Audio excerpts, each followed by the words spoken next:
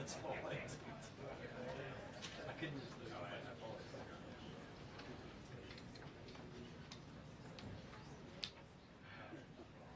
yeah, mine's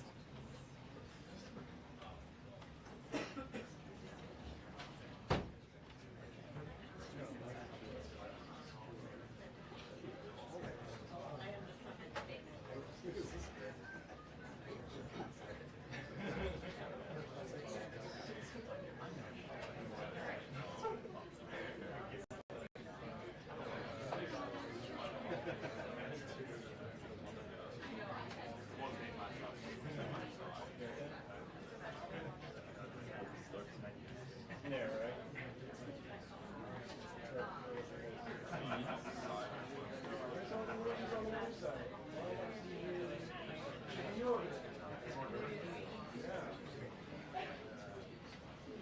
You need to go colonize it.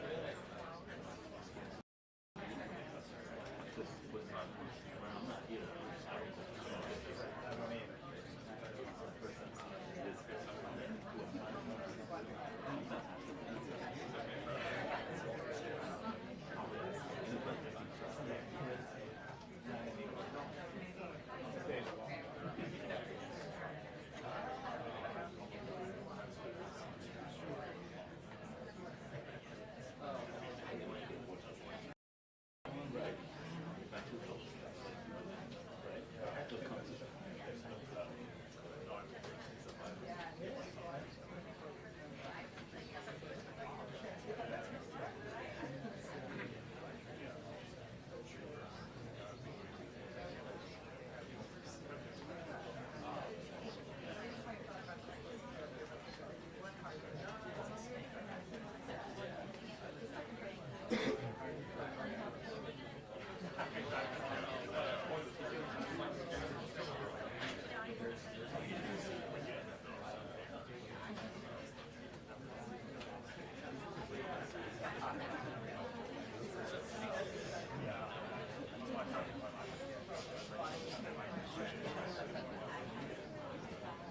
Hey, did you see my text?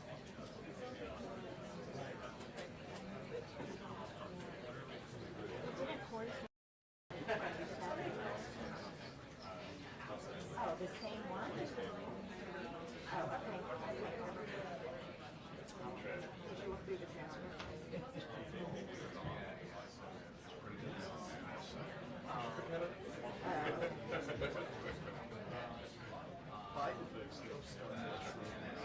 Yeah, yeah, sometimes it's weird. Yeah. Okay. This is actually relatively Which one? it's a little fewer. I mean, I don't know. Part of it's just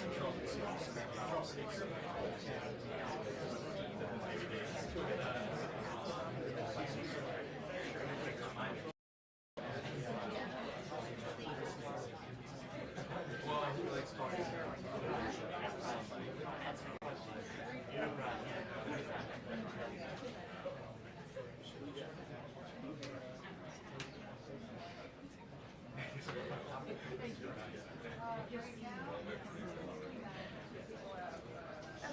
So I just for the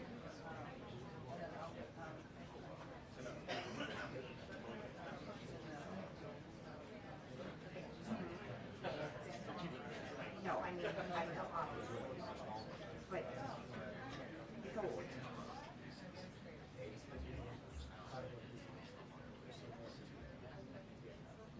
Okay.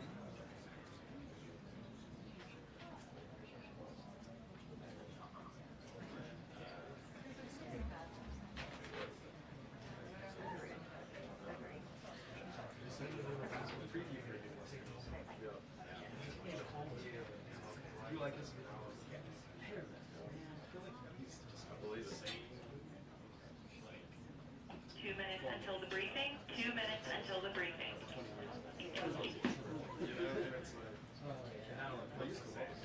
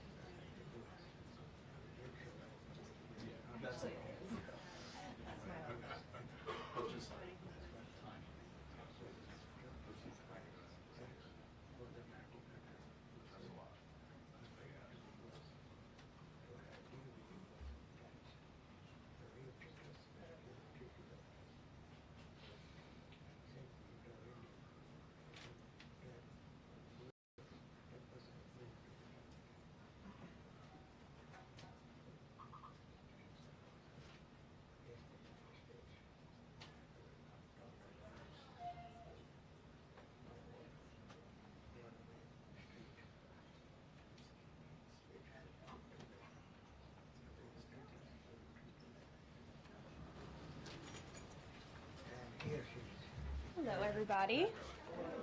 How are you? Wow, a packed room.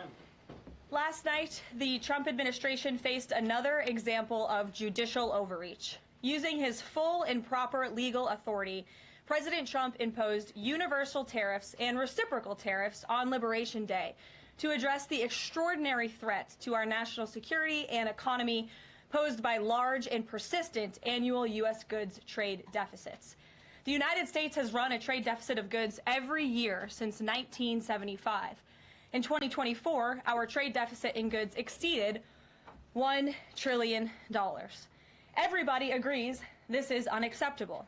President Trump is delivering on his promise to fix this problem, and he has taken a long overdue and much needed bold stance for American workers after decades of our manufacturing base being hollowed out.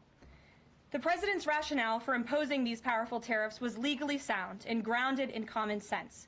President Trump correctly believes that America cannot function safely long-term if we are unable to scale advanced domestic manufacturing capacity, have our own secure critical supply chains, and our defense industrial base is dependent on foreign adversaries. Three judges of the U.S. Court of International Trade disagreed and brazenly abused their judicial power to usurp the authority of President Trump to stop him from carrying out the mandate that the American people gave him. These judges failed to acknowledge that the President of the United States has core foreign affairs powers and authority given to him by Congress to protect the United States economy and national security. Congress had created the National Emergency Act to provide the congressional framework to strike down improper IEEPA use, and any questions over whether President Trump improperly imposed these IEEPA tariffs were already adjudicated in Congress following Liberation Day. Congress firmly rejected an effort led by Senator Rand Paul and Democrats to terminate the president's reciprocal tariffs. The courts should have no role here. There is a troubling and dangerous trend of unelected judges inserting themselves into the presidential decision-making process. America cannot function if President Trump, or any other president for that matter, has their sensitive diplomatic or trade negotiations railroaded by activist judges. President Trump is in the process of rebalancing America's trading agreements with the entire world, bringing tens of billions of dollars in tariff revenues to our country, and finally ending the United States of America from being ripped. These judges are threatening to undermine the credibility of the United States on the world stage. The administration has already filed an emergency motion for a stay pending appeal and an immediate administrative stay to strike down this egregious decision. But ultimately, the Supreme Court must put an end to this for the sake of our Constitution and our country.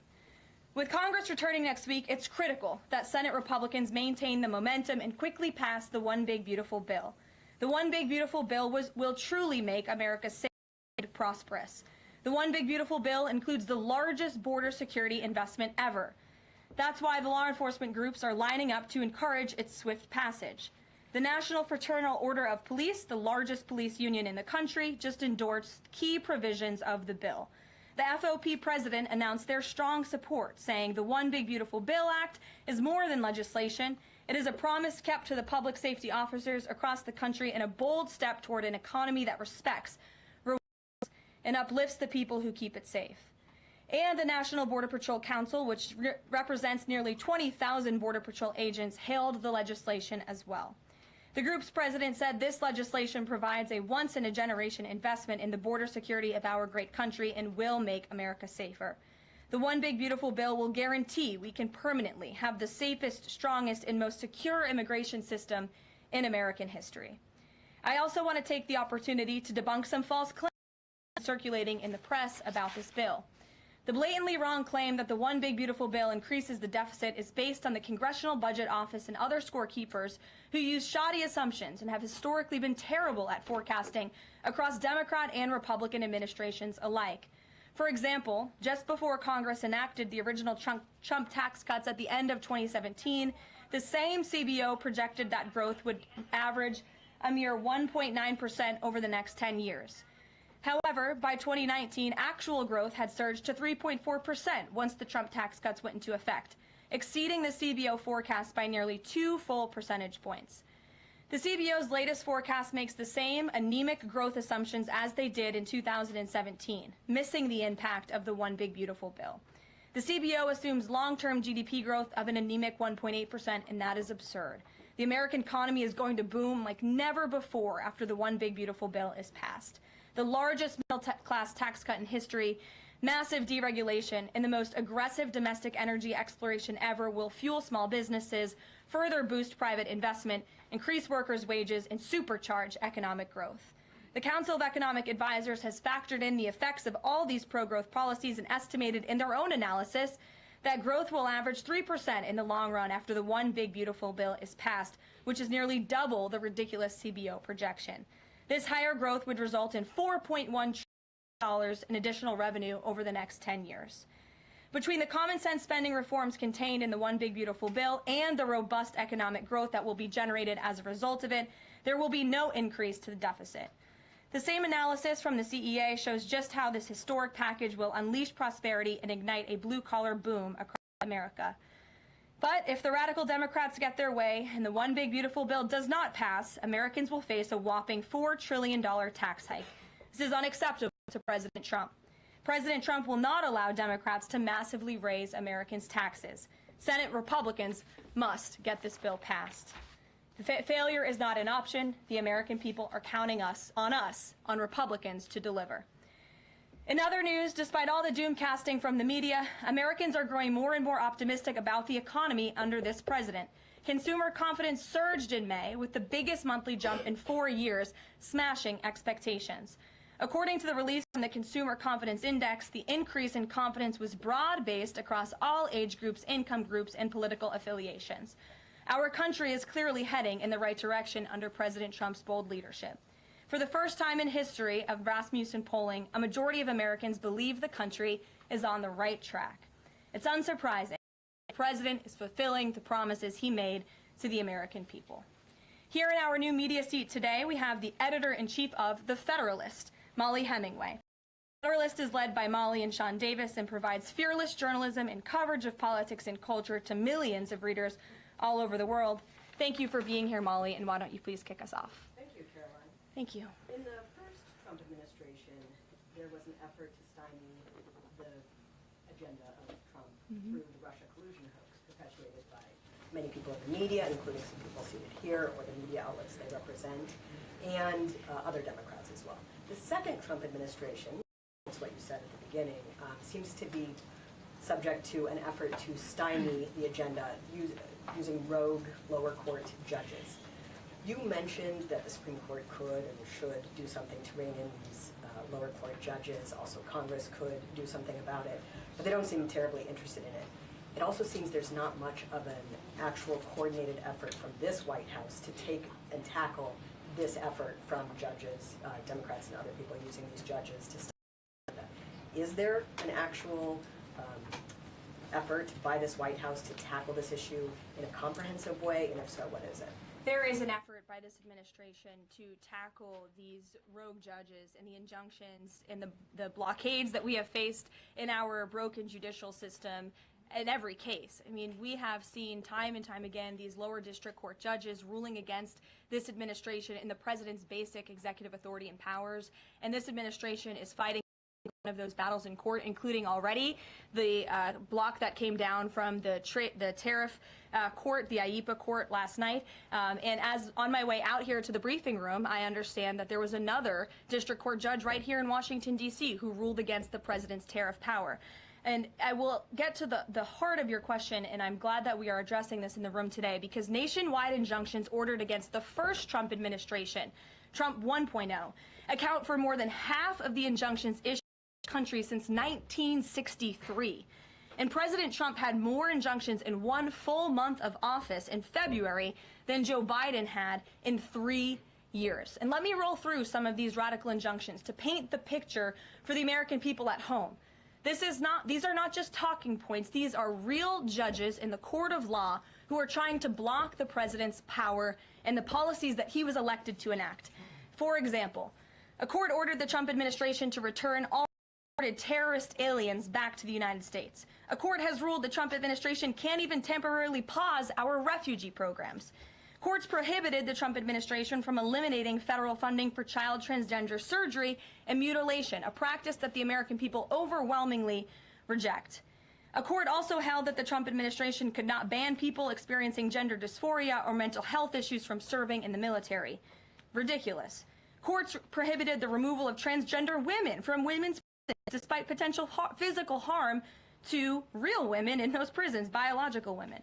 A Northern District of California judge issued an absurd ruling that the president cannot fire people within the executive branch without Congress passing a bill, even though Congress has expressly authorized the president through the Office of Personnel Management to authorize reductions in force across agencies. A court also ordered the Trump administration to rehire thousands of already fired employees in several cases. A federal judge blocked the Trump administration from defunding the Department of Education, another signature campaign promise that this president has the power to implement. Courts ordered the Trump administration could not eliminate funding for illegal DEI programs, hence the word illegal. These are illegal programs to begin with, and now the courts are trying to say this president can't roll them back. And a district court judge prohibited the president from issuing any categorical funding freezes. And then another court ordered on top of that the administration makes $2 billion of payments in 36 hours. These are just a few of the ridiculous orders that we have seen from lower district court judges every day, and we hope that the Supreme Court will weigh in and rein them in. But White House advisor Stephen Miller says it's judicial tyranny. Some people are calling it a judicial coup. You're saying you're responding to each and every one of these actions, efforts by these judges to delay or thwart the implementation of the agenda, but is there going to be anything more than that, or is it just going to let this operation continue, even though it could delay everything for years until the presidency is over? The administration is operating under the directive from the president that we need to comply with the court's orders. He's made that very clear, but we're going to fight them in court, and we're going to win on the merits of these cases because we know we are acting within the president's legal and executive authorities. And thanks for being here. Gabe. Thank you, Karoline. Question on tariffs, but first actually some foreign policy news, some breaking news. Some local Israeli media is reporting that Prime Minister Netanyahu told hostage families that he's accepted a 60-day truce offer. So can you confirm, have Israel and Hamas agreed to it? I can confirm that Special Envoy Witkoff and the president submitted a ceasefire proposal to Hamas that Israel backed and supported. Israel signed off on this proposal before it was sent to Hamas. I can also confirm that those discussions are continuing, and we hope that a ceasefire in Gaza will take place so we can return all of the hostages home, and that's been a priority from this administration from the beginning. I won't comment further as we are in the midst of this right now. So to be clear, you don't know if Hamas has accepted it yet? Not to my knowledge. Certainly, if that becomes the case and this ceasefire goes into effect, you'll hear it directly from myself, the president, or Special Envoy Witkoff. On tariffs, Kevin Hassett earlier this morning, he brushed off a legal ruling, called it a hiccup, and he said that trade deal negotiations would continue. Why would other countries continue these trade deal negotiations given the ruling? Because other countries around the world have faith in the negotiator-in-chief, President Donald J. Trump. And they also probably see how ridiculous this ruling is, and they understand that the administration is going to win, and we intend to win. We already filed an emergency appeal. We expect to fight this battle all the way to the Supreme Court. These other countries should also know, and they do know, that the president reserves other tariff authorities, Section 232, for example, to ensure that America's interests are being restored around the world. But I can confirm that our ambassador for trade, Jamison Greer, already heard from countries around the world this morning who said they intend to continue with these negotiations. Peter. Thank you, Caroline. So many of the president's plans right now are being blocked by courts.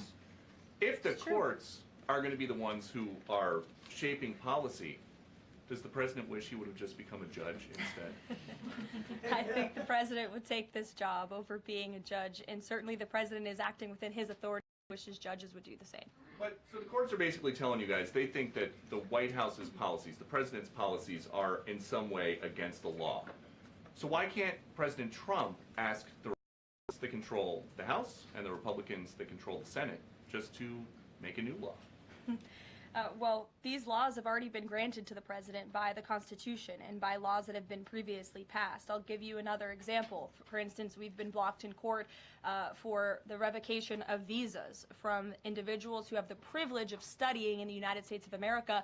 Secretary of State Rubio has simply used his authority to revoke those visas, to revoke that privilege, and we've seen to block that. So if these judges want to be the Secretary of State or they want to be the president, they can run for office themselves. It should be the other way around. But all of the actions the president has taken rely on legal authorities that have already been granted to him by our nation's existing laws. And on a different topic, there are some folks in President Biden's inner circle, who are now in talks with Republicans in Congress to give interviews about how they may have handled President Biden's decline.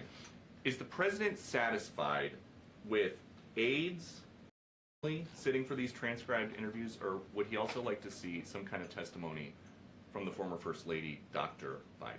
I think, frankly, the former First Lady should certainly speak up about what she saw in regards to her husband and when she saw it and what she knew. Because I think anybody looking, again, at the videos and photo evidence of Joe Biden with your own eyes and a little bit of common sense can see this was a clear cover-up. And Jill Biden was certainly complicit in that cover-up. There's documentation, video evidence of her clearly shielding her husband away from the cameras. They were just on The View last week. She was saying everything is fine. She's still lying to the American people. She still thinks the American public are so stupid that they're going to believe her lies. And frankly, it's insulting, and she needs to answer for it. Caroline, President Trump was asked what he thought about Elon Musk's claim that the big, beautiful bill increases the budget deficit and undermines the work of DOJ. And the president didn't actually comment on those remarks. He just talked about the need to support the bill. So what does the president think about what Elon Musk said? Well, the president is very proud of the one big beautiful bill, and he wants to see it pass. He wants the Senate to get to work on it and send it to his desk as quickly as possible. Of course, as you know, Elon Musk announced last night his departure as an official special government employee from the Trump administration. We thank him for his service. We thank him for getting DOJ off of the ground, and the efforts to cut wage abuse will continue. So he doesn't have any comment about Musk saying it adds to the deficit and it undermines all his work? The president commented on this. I commented on it. I told you that this bill saves $1.6 trillion according to the Council of Economic Advisors and the analyses that the president believes in. So he gave a comment. I gave a comment. Just because you don't like that comment doesn't mean it's not a comment. Rachel. Thanks, Caroline. Back on trade, I know you said the White House is going to fight this ruling in court. Is the administration reviewing other avenues, other options to carry out the president's trade policy? The president's trade policy will continue. We will comply with the court orders, but yes, the president has other legal authorities where he can implement tariffs. However, it does not dispute the fact that the president was right to declare a national emergency when it came to fentanyl and when it came to our crippling deficits and the lack of critical supply chains here at home. That is the reasoning for the president's tariffs, and the court didn't dispute those facts, by the way. And there have been other courts that have reaffirmed the president's position. In fact, a ruling in federal court earlier this month shows that the administration is in the right, said we will win on appeal. A federal district judge in Florida ruled that IEEPA, in fact, does grant the president the authority to unilaterally impose tariffs. 20 years ago, I will add, they are not a court, the New York Times editorial board responded to the January 2005 trade deficit of $58.3 billion by writing an editorial entitled Dangerous Deficit. And since then, our trade deficit has more than doubled. The U.S. trade deficit in January totaled a whopping $131.4 billion. So people on both sides of the aisle, pundits, lawyers, legal scholars, politicians have all agreed that it is a national emergency, our trade deficits and our lack of critical supply chains here at home.